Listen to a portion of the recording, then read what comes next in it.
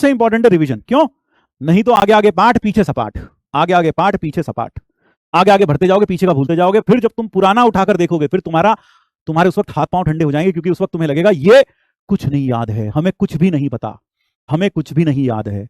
तो आज से एक काम करना, थोड़ा थोड़ा सा रिवीजन करना, थोड़ा थोड़ा सा रिवीजन करना। कुछ नहीं किया अभी तक, रिवीजन शुरू भी नहीं किया। देखो बेटा, अब हमारे पास बचे कितने महीने? अब हमारे पास दिसंबर तक है ना, दिसंबर 15 दिसंबर तक मान लो, 15-20 दिसंबर तक मान लो कोर्स खत्म हो जाएगा। अगर 15-20 दिसंबर तक कोर्स खत्म होता है, उसके बाद तुम्हारे पास यानी हमारे पास 3-4 महीने या 5 महीने बचे होंगे हद से हद, है ना, 5 महीने बचे होंगे हद से हद। अगर आप फ्रेश स्टार्ट करना चाहते हो, कुछ नहीं किया, चलो मान लेते हैं रीस्टार्ट करते हैं, रीस्टार्ट करते हैं, मैं भी रीस्टार्ट करता हूं आपके साथ, और आप भी मेरे साथ रीस्टार्ट करिए, कम से कम रिवीजन को लेकर। Let us restart, let us both restart. और मैं आपको रिवीजन करने का एक अच्छा तरीका बताऊंगा रिवीजन करने का, ठीक है? कुछ नहीं किया, कोई बात नहीं, कुछ भी नहीं किया, है ना, रीस्टार्ट, चलो रीस्टार्ट कर देंगे, कोई दिक्कत नहीं है। तो रिवीजन में करोगे क्या क्या, चलो मुझे बताओ, तुम क्या करोगे? पहले तुम्हारा आइडिया सुनता हूं, क्या क्या करोगे, क्या क्या करोगे? सबसे पहले रीड, क्या करोगे? बताओ बताओ, कैसे करोगे रिवीजन? रिवीजन कैसे करोगे? रिवीजन कैसे करोगे ये बताओ। रिवीजन कैसे शुरू करोगे, कैसे करोगे रिवीजन? मान लो चैप्टर तो डिसाइड कर लेंगे, चैप्टर तो डिसाइड कर लेंगे, लेकिन कैसे स्टार्ट करोगे रिवीजन को? क्लास इलस्ट्रेशन करोगे तो बहुत समय लगेगा, क्लास इलस्ट्रेशन करोगे तो बहुत समय लगेगा। सबसे पहली चीज हैंड रिटन नोट्स। आपके हैंड रिटन नोट्स हो, handwritten notes, short notes. अगर नहीं बनाए तो बैठ के बनाओ, हैंड रिटन शॉर्ट नोट्स। हर चैप्टर के बाद शॉर्ट नोट्स बनाओ, नहीं बनाए तो बनाओ बैठकर।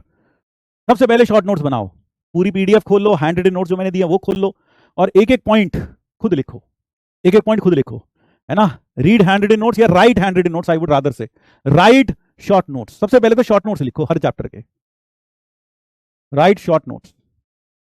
एक A4 साइज शीट ले लो, उस पर बैठकर खुद शॉर्ट नोट लिखो, खुद शॉर्ट नोट लिखो, ठीक है, खुद सारी शॉर्ट नोट्स लिखो। फिर उसके बाद शॉर्ट नोट्स लिख लिए, फिर क्या करोगे? जैसे मान लो मेरा मन कर रहा है कि मैं बैठकर बेसिक मैथ करूं, चलो बेसिक मैथमेटिक्स करूं, पहले मैं रिवाइज यहां से शुरू करूं, बेसिक मैथ से यहां से शुरू करूं रिवाइज करना। सबसे पहले मैंने सारे शॉर्ट नोट्स लिख लिए, उसमें सारे के सारे फॉर्मूलाज लिख लिए, इंपॉर्टेंट पॉइंट्स लिख लिए। फिर क्या करोगे? फिर क्या करोगे?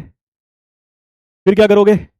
अच्छा हाँ, अगर आप चाहो शॉर्ट नोट्स के लिए, मेरे ख्याल से ज्यादा अच्छा होगा शॉर्ट नोट्स के लिए, आप क्या कर सकते हो, समरी लेक्चर भी देख सकते हो। हाँ, समरी लेक्चर से कर सकते हो, लेक्चर से बना सकते हो।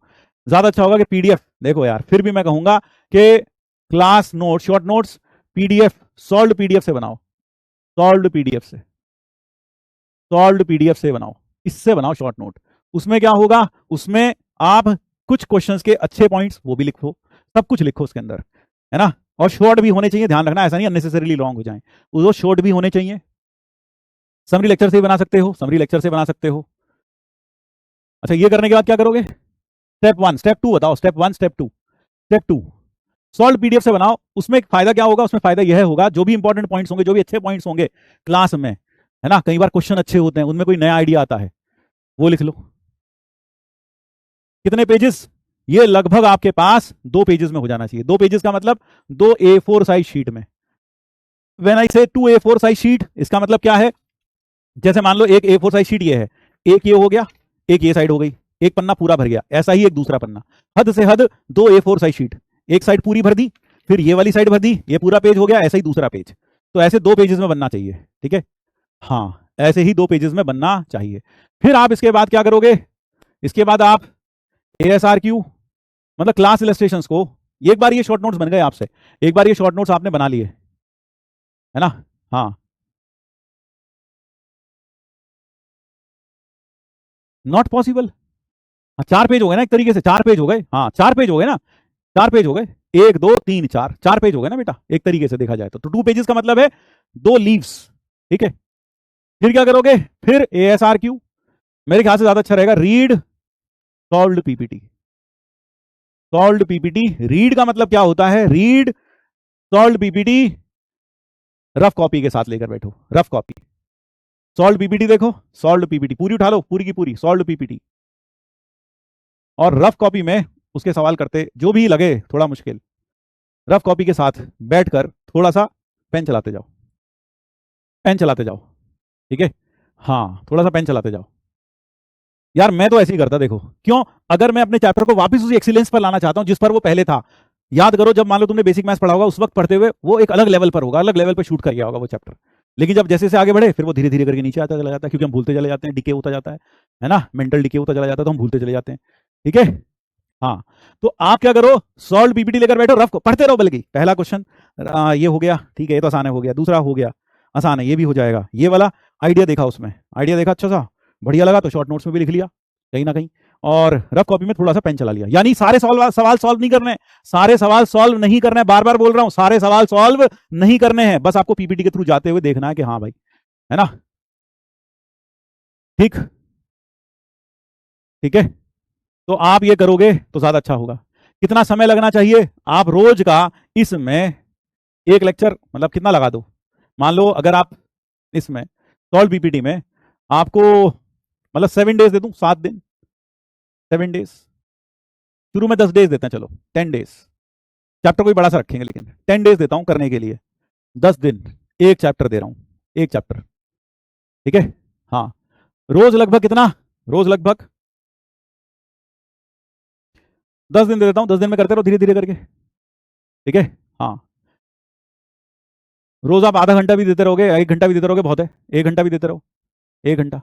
यार एक चीज बताओ, क्या ये प्रैक्टिकली पॉसिबल है, सॉल्व पीपीटी से सारी रफ में सॉल्व पीपीटी बस पढ़ते जाना, स्क्रॉल करते जाना, जरा मुझे बताओ क्या ये पॉसिबल है, ये वाला पार्ट जो मैं बोल रहा हूँ, सॉल्व पीपीटी और रफ कॉपी साथ में लेके बैठो, तुम्हें लगता है ये फीजिबल हो जाएगा या नहीं होगा, पहले ये सोच लो, क्योंकि हम वही टारगेट रखेंगे जो हम पूरा कर सकें, ठीक है, हाँ, जो हम पूरा कर सकें, जो हम पूरा कर सकें।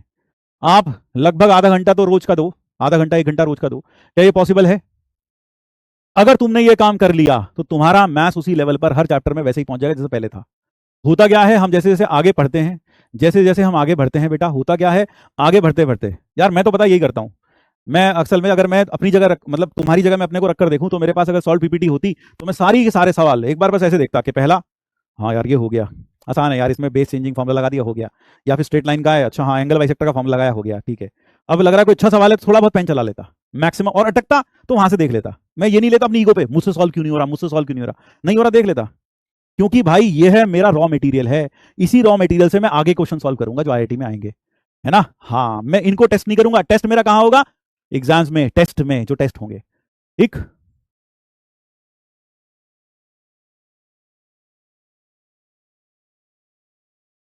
ठीक है भाई। तो आप मुझे बताओ इसमें हम कौन सा चैप्टर दें, इसमें हम कौन सा आपको चैप्टर दे दें, कौन सा चैप्टर दे दें यार, कौन सा चैप्टर दें अब मुझे बताओ, टिल किस डेट तक, आज क्या है, आज है फ्राइडे, तो till next, till Saturday, next Saturday, next Saturday को डेट बताओ, नेक्स्ट सैटरडे,